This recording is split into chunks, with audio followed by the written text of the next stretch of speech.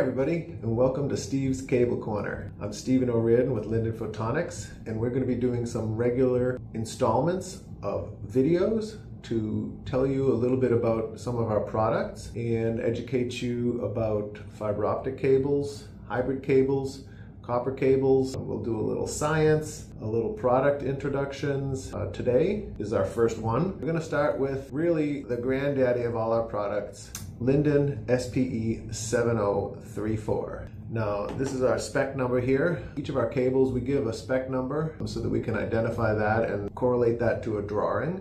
This product was really developed in the early days of Linden Photonics. And if we can go back to the beginning, Linden Photonics was founded in 2002 by Amaresh Mahapatra and Bob Mansfield. The company was started really to do some photonic technology development for Department of Defense and some organizations like prime contractors. One of the first projects that they got involved in was for the Navy to develop new high-performance, thin, strong fiber optic cable. Out of that project was born our STFOC, Strong Tether Fiber Optic Cable. And the very first one was this Linden SPE 7034. It is a cable with an OD of 30 thousandths of an inch. That's about 0.76 millimeters, so roughly 3/4 of a millimeter in OD. And it has a single mode fiber in the center. The standard single mode fiber. If you don't know about single mode fiber versus multi-mode fiber,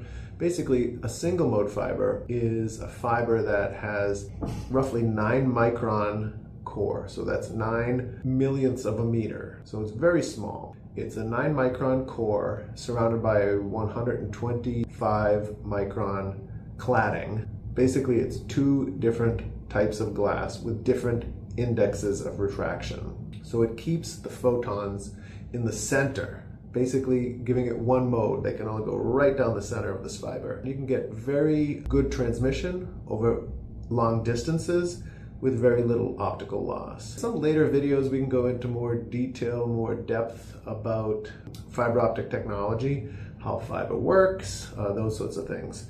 I figured I'd start this one off, the very first one we did with, again, the first product. What Amaresh and Bob did back in the early days was they experimented with this really kind of, it's almost like a super material, this liquid crystal polymer. Liquid crystal polymer, it's not to be confused with a liquid crystal display, which some people are familiar with. This is actually a resin. It's typically used in molding because it can be molded into very fine parts with very detailed dimensions. And it has very little shrinkage after molding, so it retains its shape, and you can have very fine dimensions and structures in your molded parts. What they did back in the early days here, and when I say the early days, yeah, probably around the 2003, 2004 time frame, was they experimented with extruding the liquid crystal polymer onto a fiber, much like you would do in the wire and cable industry by extruding a jacket onto a copper conductor. I mean, think about any of the cords around your house, whether it be a USB cord or a power cord. In the middle of that cord is a copper conductor or a coax or a twisted pair of cables, some electrical conduit essentially. And then over that is extruded what you might think of as just like a rubber material, but it's generally some sort of thermoplastic. In this case, the liquid crystal polymer was extruded onto the fiber in much the same way as you would extrude PVC over a copper wire. It took a long time, a lot of practice, a lot of iterations to get it just right so that you had very high strength and you have very good tolerance on the OD. The final product has a strength upwards of 70 to 80 pounds breaking strength. So this little thing, roughly 0.5 millimeter in OD, can hold up easily, you know, a 60, 70, 75 pound weight. So it's extremely strong. Basically what happens is the LCP molecules are very long. When you extrude them and you squish them all through this little die and tip, in a liquid form, the molecules essentially align like logs in a log jam. And now you get very, very high strength in the axial direction, along the direction of the fiber. So that's why we can get this extremely high strength material and configuration for a very small fiber. This was also patented by Linden in the mid-2000s, was basically a building block for many of our other products. So many of our other cables that I'll talk about in subsequent videos, will have the Linden SPE 7034, this 30 thousandths of a OD fiber optic element inside of the bigger cable. There are variations of this, which I can talk about in other videos, and I won't go into so much depth, but that is kind of where it all got started. Building block for many of our other products, and something that we've made millions and millions, probably maybe 15 to 20 million meters over the last 20 some odd years of this cable. It's used worldwide. This LCP type product has been used at the depths, the deepest parts of the ocean. It's on its way to Jupiter. It's been used all over in various and sundry applications. Another really good attribute about this is that because you get that molecular alignment, very tight knit alignment, you get almost a pseudo hermetic seal over the fiber. And what that does is it can protect the fiber from many things like moisture. A bare fiber has just a plastic jacket on it. It's called a buffer.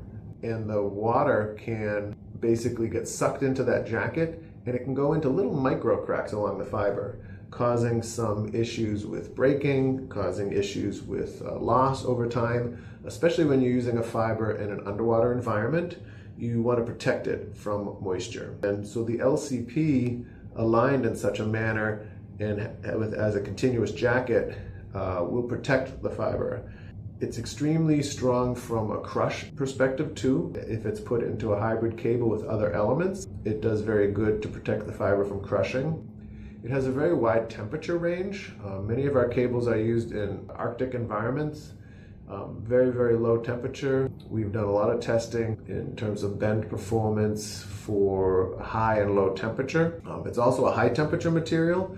It's extruded well above 260 degrees C, which is roughly, what's that, 525 F, somewhere in that range. So it's a very high temperature, very low temperature material, has a very wide operating temperature range, and that's why it can be used in some environments like aerospace or space. Another really good attribute is rad hard.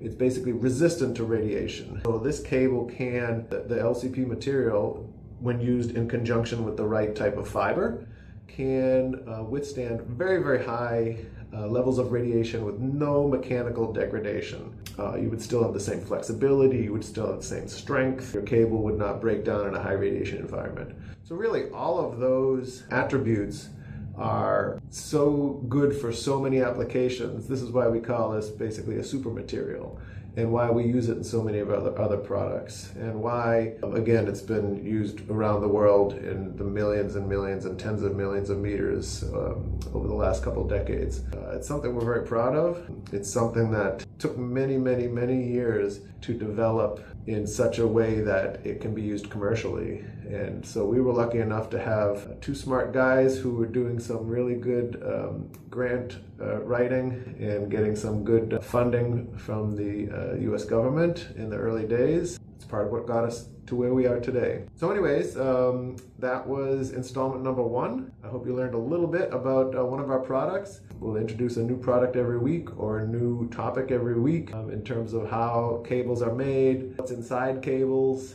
Thanks for joining, and we'll see you next time.